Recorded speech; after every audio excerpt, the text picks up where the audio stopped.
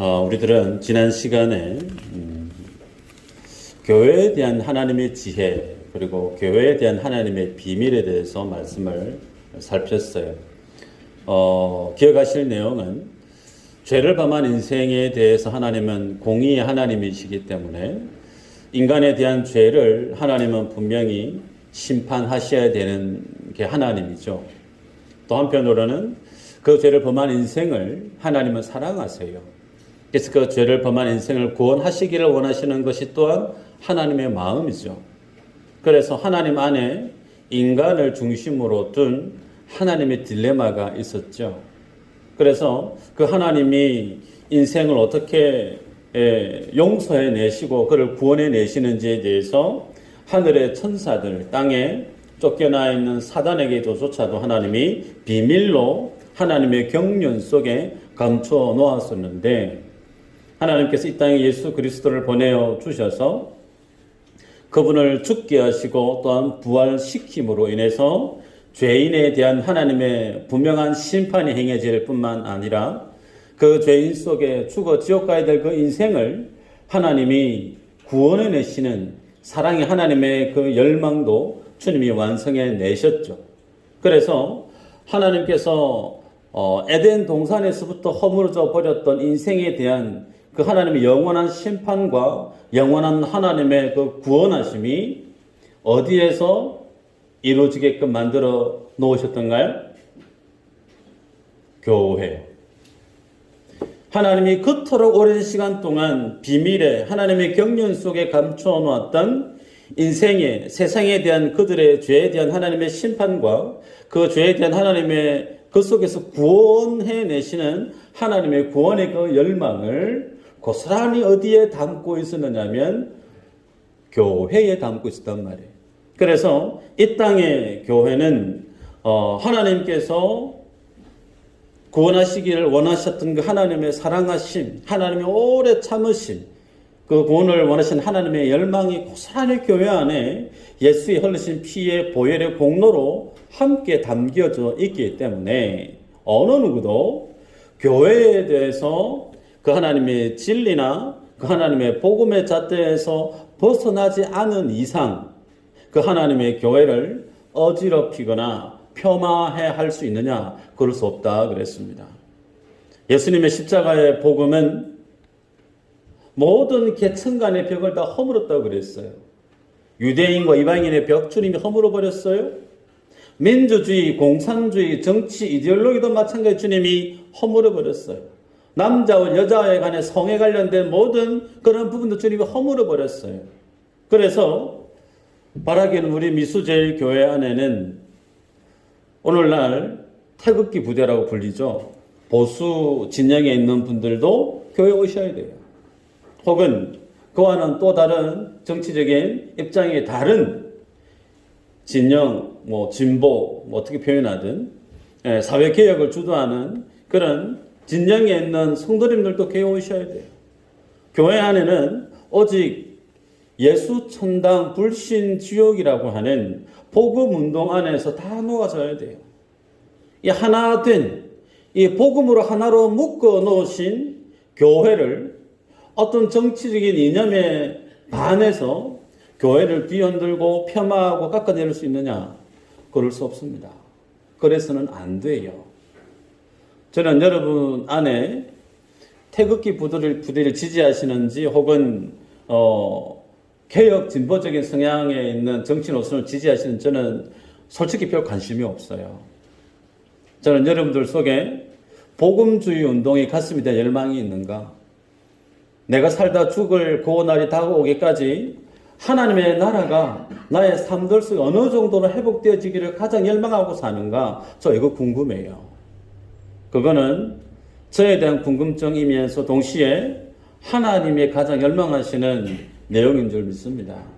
그래서 교회 안에는 하나님이 하나로 만들어 놓으신 이 하나됨을 흔드는 이 행위는 있을 수가 없습니다.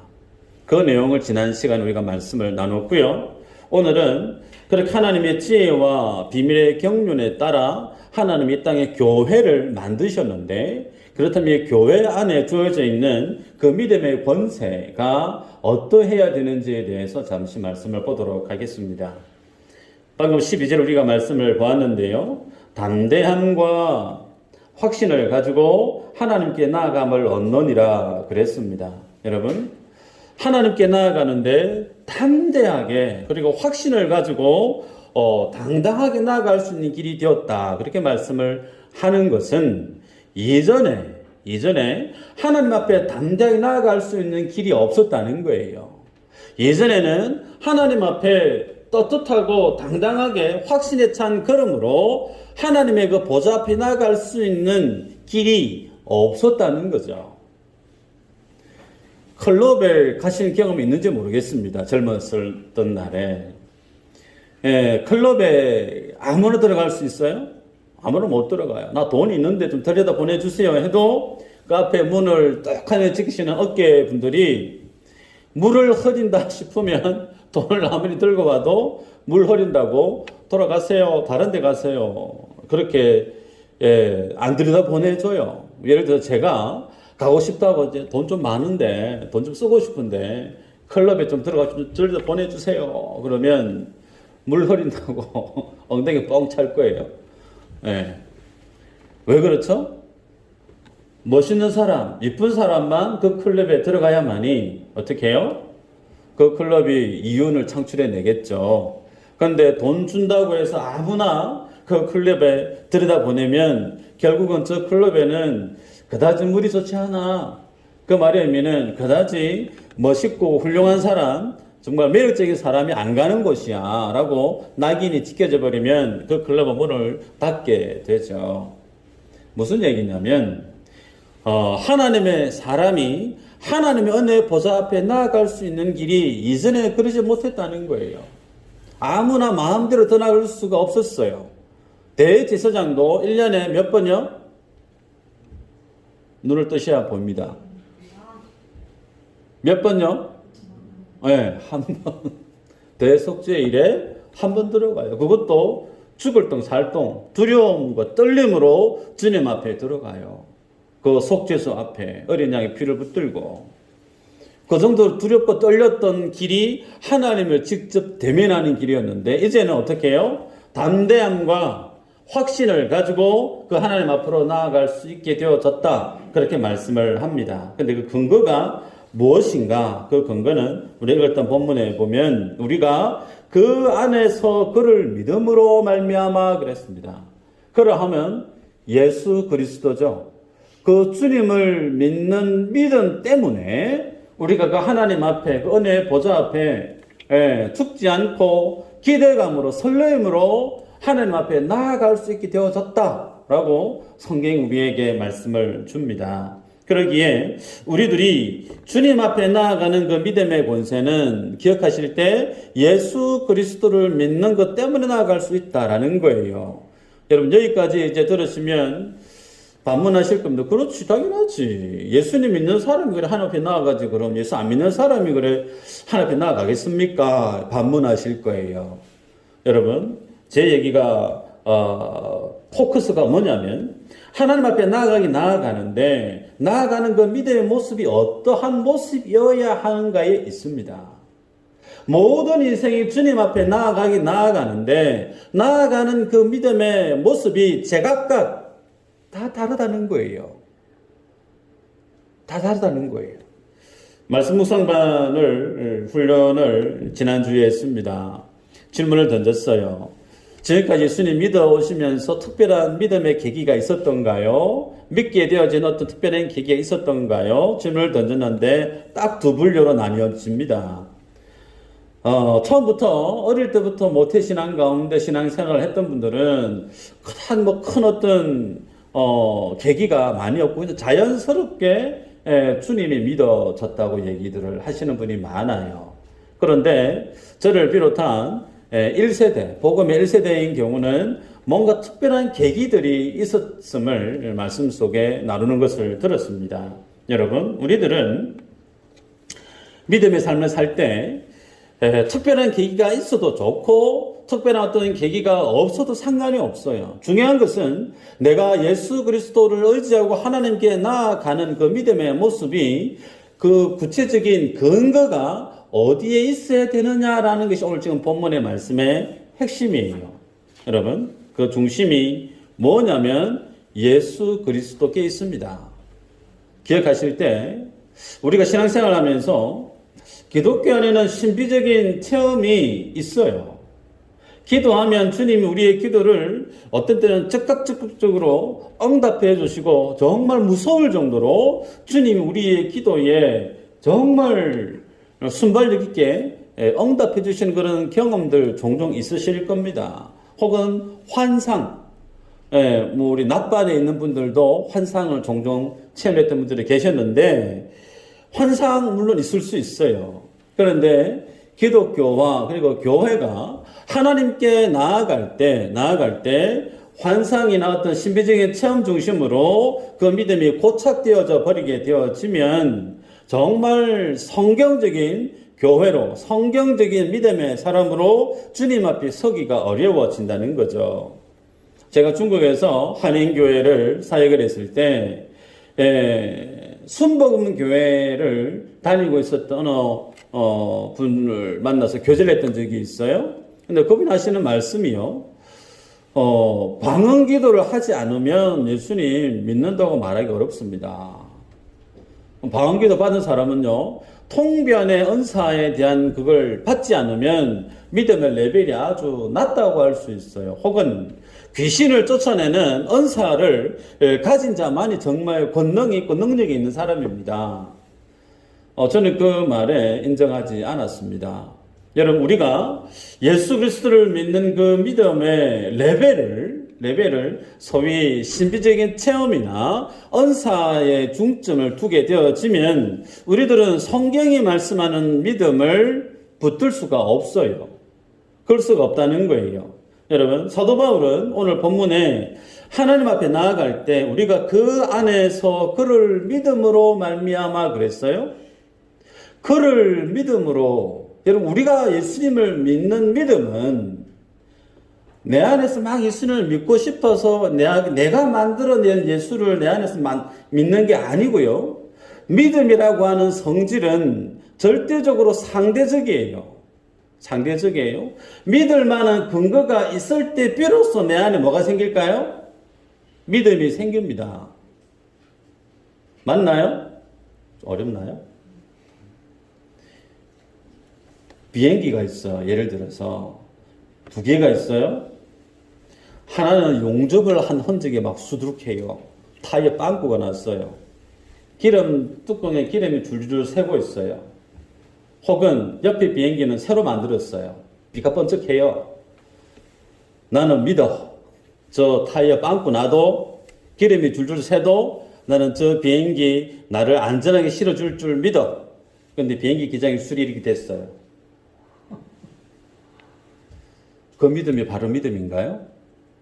믿을 수 없잖아요. 믿음의 근거는 비행기가 멀쩡하고 비행기 기장에 정말 흐트러짐 없는 모습을 보일 때 그 모습이 곧 무엇으로 우리에게 다가오죠? 신뢰할 만한 근거로 다가오죠. 우리가 예수님을 믿는다는 것은 내 안에 뭔가를 열심히 만들어내서 믿고 싶어서 믿을 수 있는 게 아니란 말이에요. 믿음은 정말 믿을 수밖에 없는 사실, 객관적인 사실, 천하 없어도 이것은 사실이라고 하는 객관적인 증명된 사실, 그 사실이 우리들 속에 이해가 되어지고 알아질 때 비로소 그 사실 속에서 무엇이 우리 안에 믿음에 대한 능력이 우리 안에 일어난다는 거예요. 여기까지 이해되시죠? 벌써부터 수면 모드로 들어가시면 안 돼요. 자, 예수님을 그럼 우리가 어떻게 믿게 되는지를 한번 보도록 하십시다. 로마서 10장 17절 우리 PPT의 말씀 한번 볼까요? 로마서 10장 17절 한번 읽어보십시다. 시작.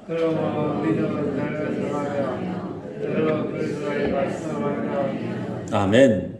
자, 믿음이 우리에게 어떻게 정착되어지는가? 믿음은 들음에서 난다 그래요.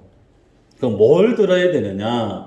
그리스도의 말씀으로 말미암는다 그랬습니다. 다시 얘기하면 내가 정말 예수님을 잘 믿고 싶다.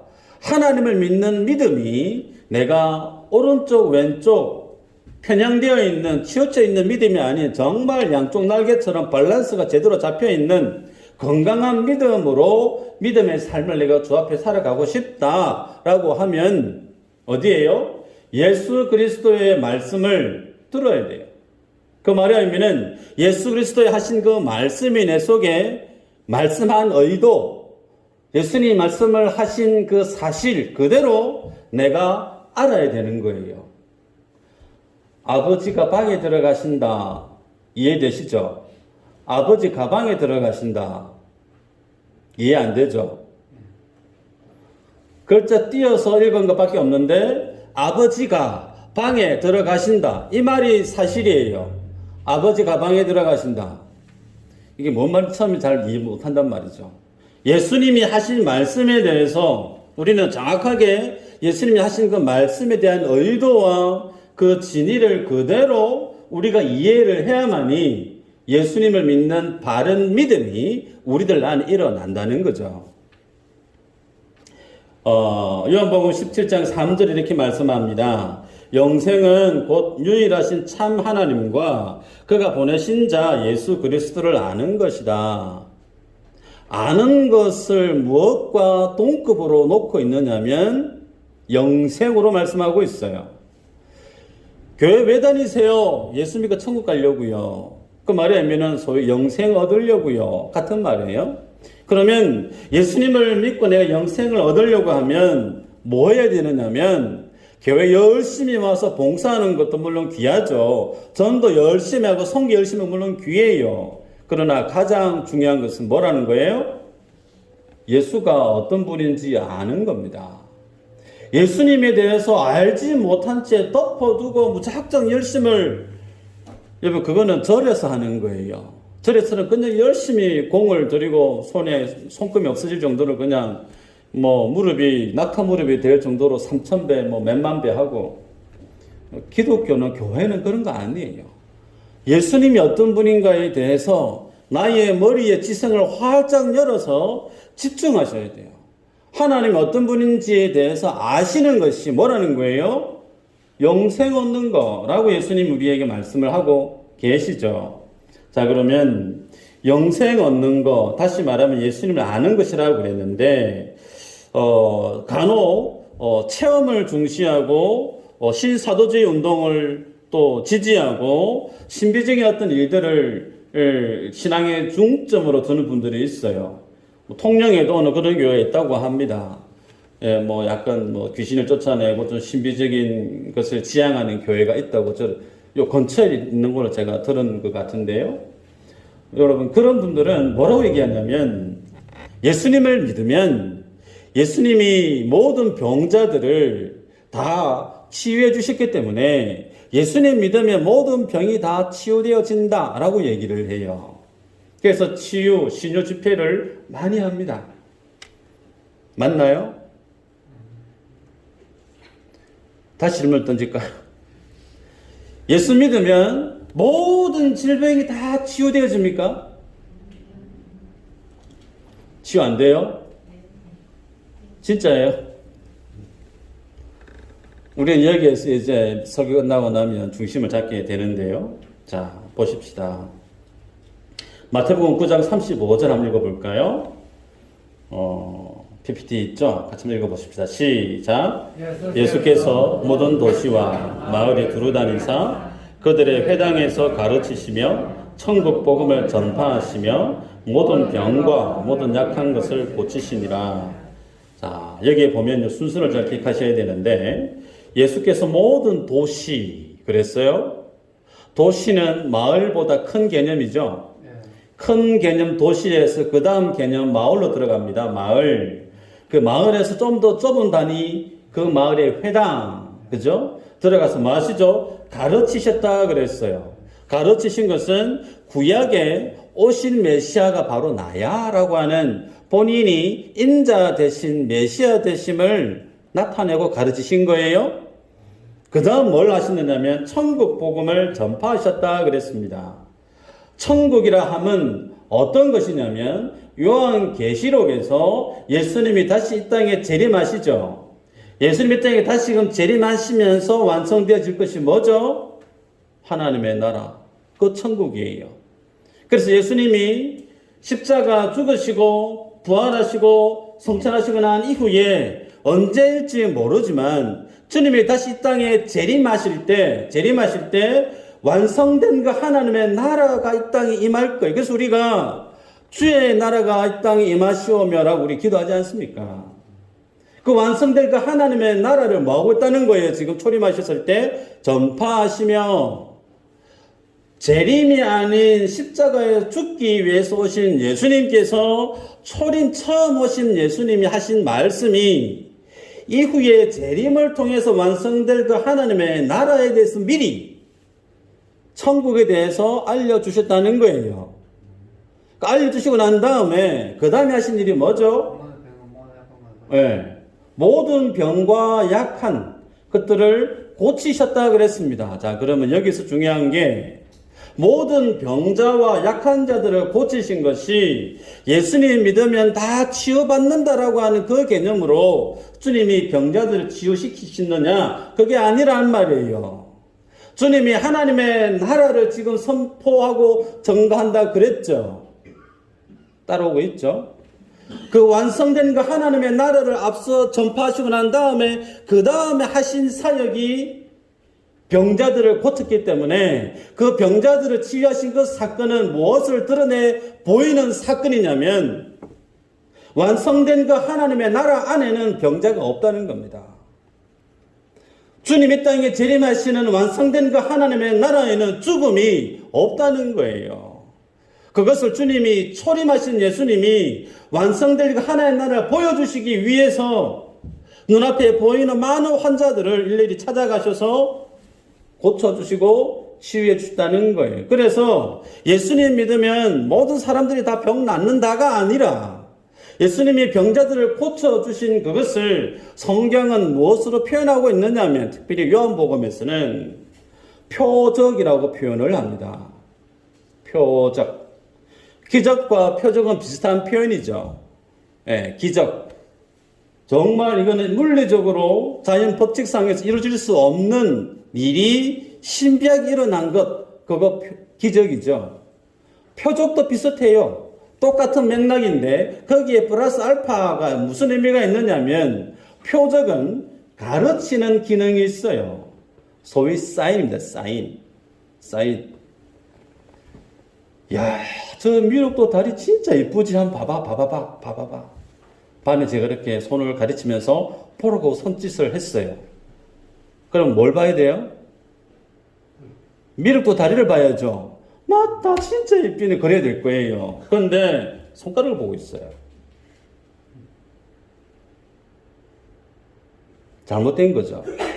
예수님이 표적을 행하신 것은 그 표적으로 인해서 다른 사람들이 보게 하기를 원하시는 게 있었다는 겁니다.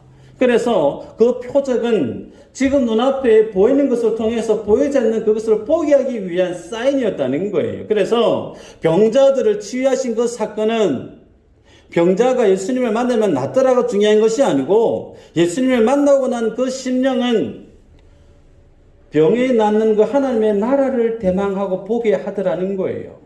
여러분, 성경은요, 인생이 죽는 이유를 죄 때문이라고 말씀을 해요.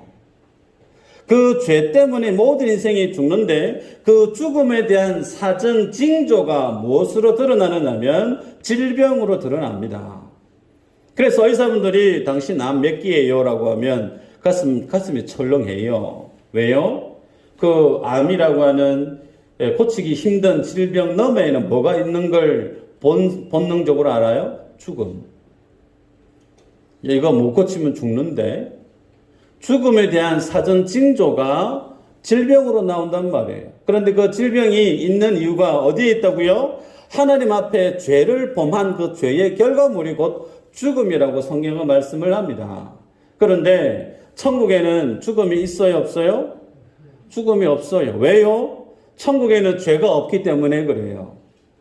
천국에는 하나님의 에덴 동산에서 아담과 하와가 범죄했던 그 모든 죄악의 불의함이 예수 그리스도를 믿는 믿음 안에서 다 온전히 해결되어져 버린 하나님의 의를 지닌 사람들만이 가는 곳이 어디예요? 천국이에요. 그래서 그 천국에는 죄가 없습니다. 죄가 없기 때문에 뭐도 없느냐면 죽음도 없고 질병도 없고 눈물도 고통도 슬픔도 없는 곳이 뭐라는 거예요? 천국이에요. 그래서 주님이 그 천국을 보게 하기 위한 사인, 그 표적이 뭐냐면 병자들을 치유하신 사건임을 성경이 우리에게 보여주고 있습니다.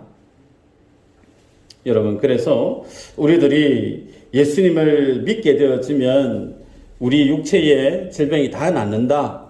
그 논리는 성경하고는 맞지 않습니다. 간혹 하나님이 치유해 주실 수 있습니다. 하나님이 뜻하시면. 그런데 안 고쳐주셔도 별 상관이 없어요. 왜요? 왜 그래요? 내가 살고 죽는 것이 중요한 게 아니거든요. 이미 내 안에는 뭐가 있어요? 하나님의 나라가 있는 거예요. 예수의 생명이 있는 거예요. 살아도 땡큐고 죽으면 더 땡큐인 거예요. 아멘인가요? 아멘을 안 하시네. 죽으면 주님 품에 안기기 때문에 더 감사한 거예요. 사도 바울이 늘 외치지 않았습니까?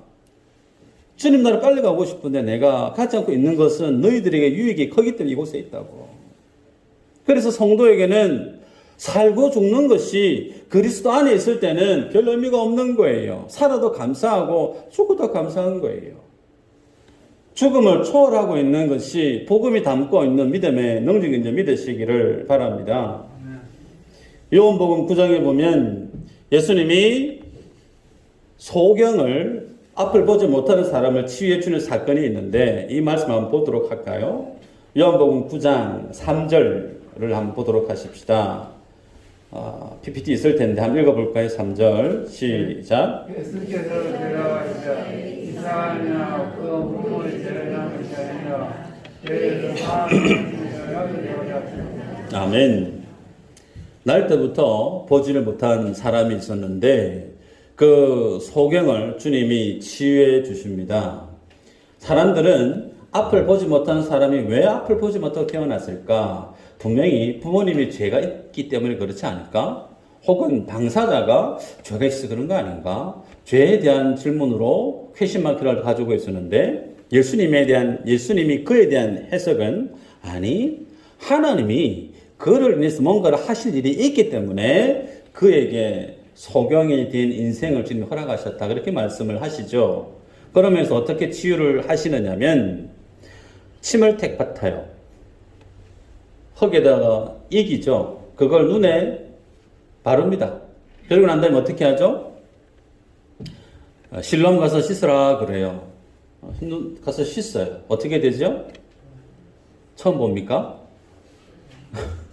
대답을 좀 하세요. 눈을 뜨시고. 실로암에 가서 눈을 뜨잖아요. 언제 기회 되면 이 본문에 대해서 깊이 있게 논하겠지만 여러분, 이 내용이 어떤 내용이냐면 인간이 만들어져 있는 원재료가 흙입니다. 그 흙에서 빚어진 인생이 아담과 하와의 그 죄로 인해서 죄의 저주 아래 떨어져 있습니다. 그 죄의 저주 아래 떨어져 있는 소위 죽음 안에 떨어져 있는 인생 속에 있는 것이 뭐로 드러나고 있느냐면 때로는 귀를 듣지 못하고 때로는 보지를 못하고 혹은 베데스다 38년의 병자처럼 일어나 걷지도 못하고 허다히 많은 질병의 여러 가지 양상들로 드러나는데 주님이 특별히 오늘 본문에 요한복음 9장이죠. 9장에 그 사람을 고쳐주신 것은 침을 뱉어서 흙을 이겨서 눈에 발랐어요. 그 말의 의미는 예수님이 창조주이시면서 동시에 인간과 똑같은 흙으로 빚어진 인간과 똑같은 형질을 입고 이 땅에 오셨다는 거예요. 그래서 그 흙에서 빚어진 죄의 결과물을 주님이 침으로 뱉어서 흙을 그 눈에 바르심으로 인해서 그것이 뭘 뜻하느냐면 완전하신 하나님이 그 이루어진 그 주님이 그 죄인된 앞을 보지 못하는 사람과 똑같은 죄의 모습이 되셨다는 거예요.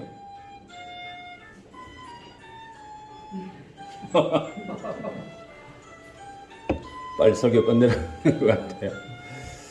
자, 재밌네요. 천천히 하세요. 잘 안 되면 뒤로 토스하셔도 됩니다. 그래서 그 말의 의미는 예수님이 인간과 똑같은 흙으로 만들어지는 존재로서 죄의 저주 아래 놓이는 인생과 뭐 했다는 거냐면 연합했다는 겁니다. 죄의 형질에 있어서 곧 죽어야 되고 질병에 놓여있는 그 인생과 완전하신 그 하나님의 의되신 그 주님이 마치 본인이 진흙으로 빚어진 것처럼 그 죄인의 눈에 흙으로 빚어서 함께 눈에 발라진 것은 예수 그리스도와의 연합을 뜻하는 거예요.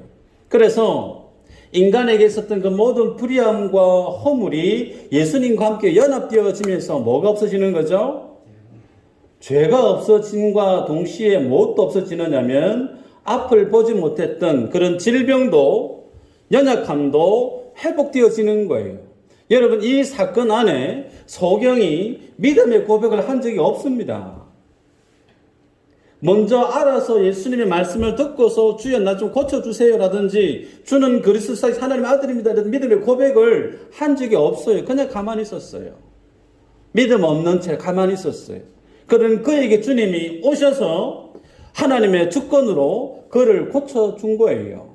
그래서 소경이 눈을 뜨게 되어진 것은 무엇에 대한 반증이고 결과물이냐면 죄된 인생이 예수 그리스도와 연합되어질 때 그 연합되어진 그 인생은 죄의 자리에서 죽음의 자리에서 질병의 자리에서 노임을 받는 하나님의 나라가 이미 그에게 임한 것을 가시적으로 보여준 사건이 요한복음 9장에 있는 사건입니다.